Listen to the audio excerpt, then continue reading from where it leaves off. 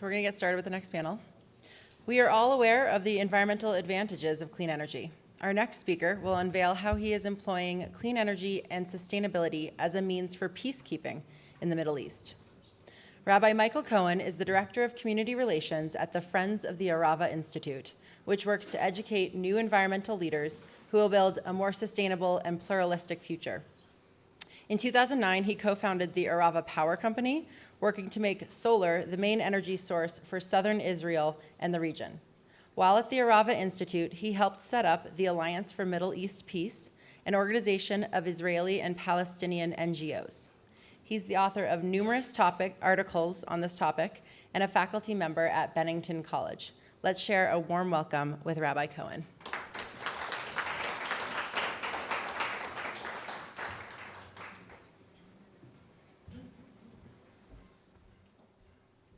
Good afternoon, everyone. I'd like to thank Chip and his team for inviting me here, and my good friend Bill Stetson for introducing me to AREDAY.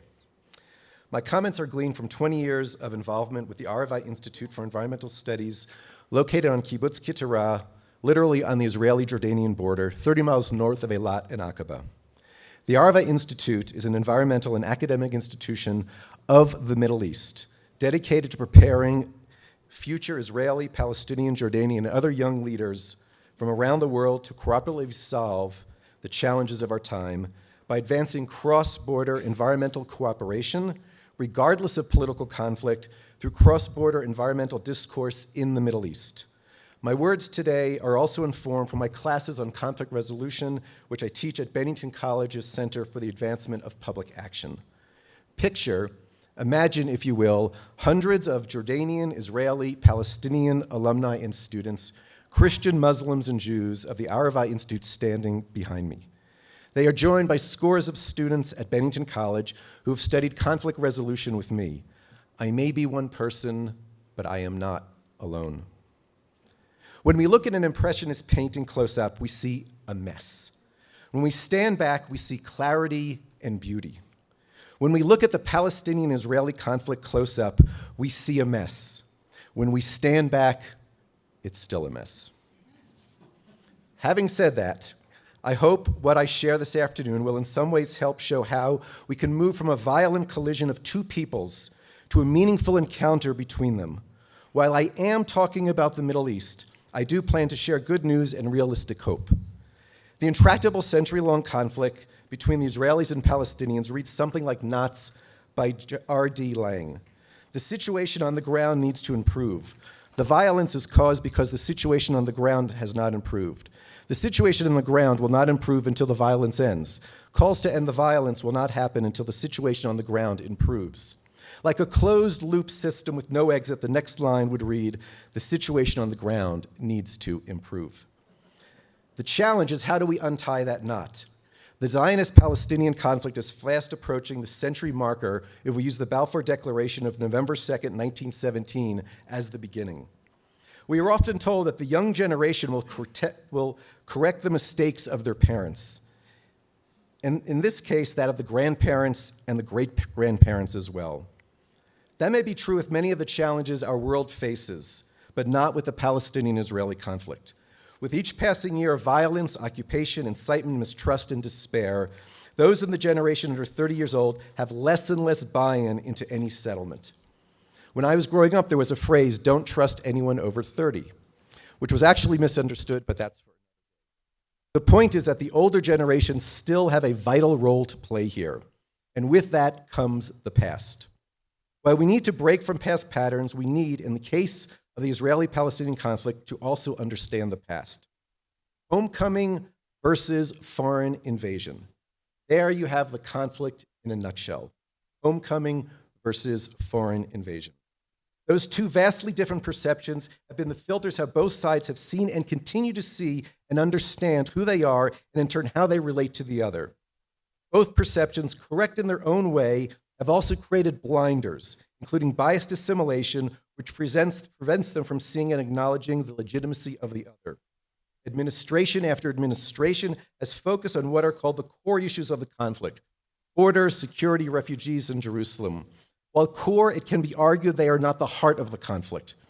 Rather, the heart of this conflict is about Israeli identity and Palestinian identity. For too long, the issue of identity has not been given the attention it needs. The four aforementioned core issues have been regarded as an ends in and of themselves, when in fact they are all the means to fulfilling the identity desires and objectives of Palestinians and Israelis. The time has come for the starting point of negotiations to be that orientation. Those core issues will not go away with this perception, but by reversing the equation, new roads can be given the chance to emerge.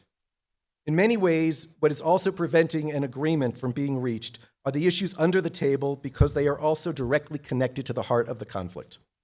Those overlooked issues include emotion, trauma, responsibility, cultural differences, breaking down myths each hold of the other, and related acknowledgement and a better understanding of the other. In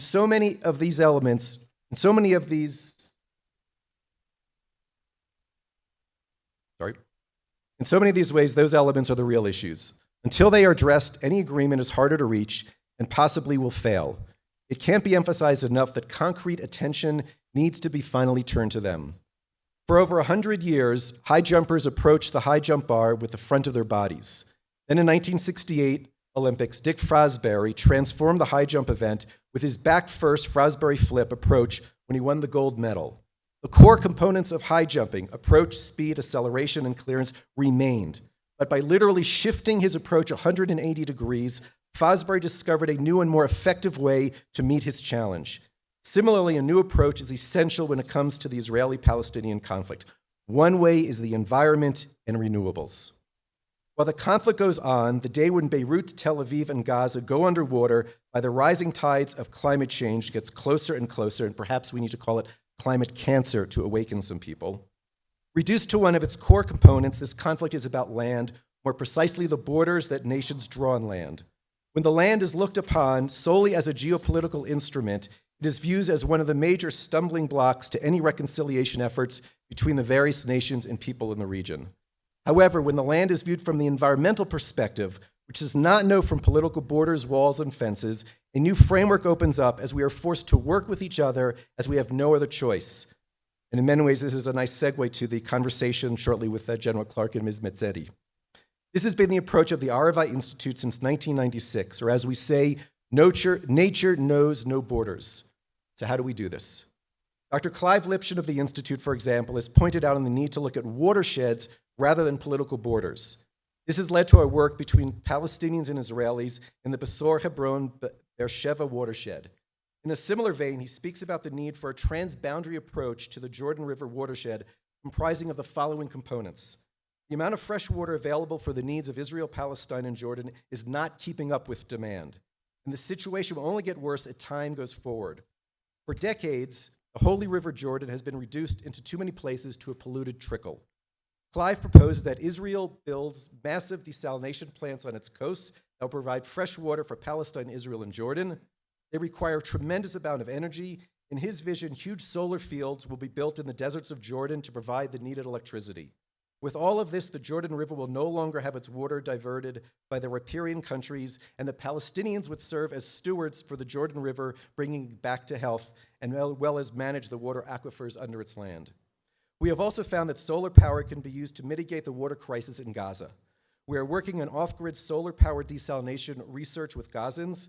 This is related to a joint venture with the Institute of Thermodynamics of Munich University and researchers at our Center for Renewable Energy and Energy Conservation, where we are testing reverse osmosis desalination systems for use in off-grid communities.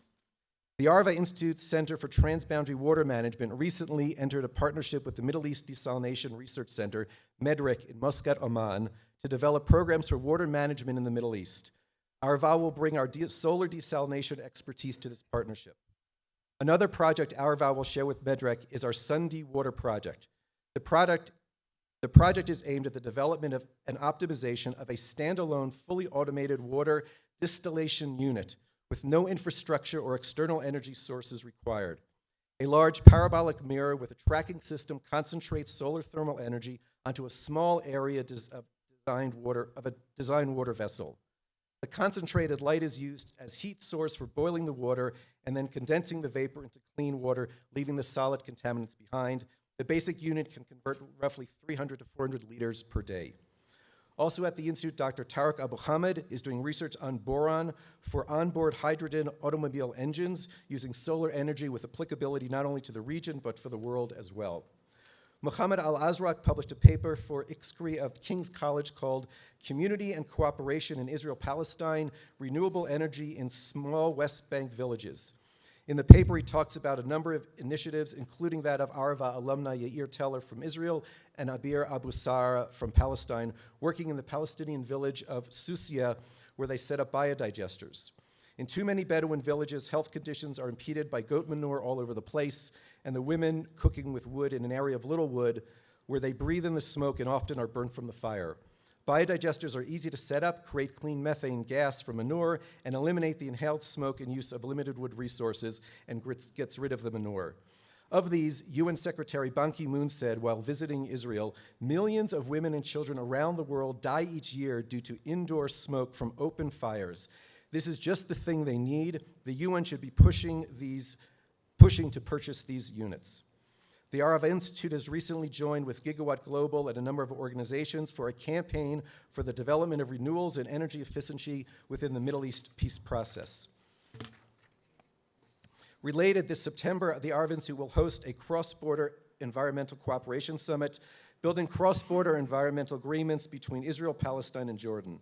The summit will include an assessment of cross-border research and activity in the past, its success and failures. The main focus will be on deciding what issues urgently need attention regionally, where resources are to be found to work upon them, and identifying obstacles which impede successful joint agreements and cooperation.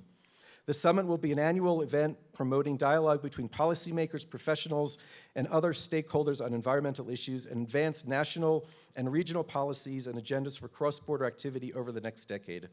Our 5-year vision is to use the summit as a platform to advance cross-border environmental discourse, resulting in an agreement between Israel, the Palestinian Authority, and Jordan on the sustainable management of joint environmental resources. Renewables will be a key to this vision. It was perhaps best taught by the Reverend Martin Luther King Jr. when he spoke at Oberlin College in June of 1965, giving their commencement address. All I'm saying is simply this, that all humankind is tied together, all life is interrelated, and we are all caught in an inescapable network of mutuality, tied in a single garment of destiny. Whatever affects one directly affects all indirectly. For some strange reason, I could never be what I ought to be until you are what you ought to be.